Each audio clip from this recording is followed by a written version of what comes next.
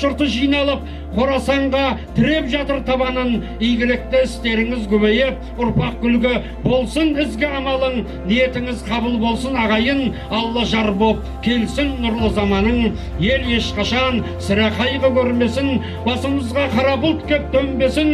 Келешегі кемел болып мәңгілік, қазақ елі жатқа тізгін бермесін. Рысtelдің ынтымағы жарасып, тәуелсіз ел тұғырларға төрлесін. Рухани жаңғырумен осылай тарихымның танып алтын көмбесін. Мәңгілік ел мұратына жетейік, егеменді елдігіміз елгесін. Қазағымның көк байрағы желбіреп, азат күннің алтын нұры сөнбесін.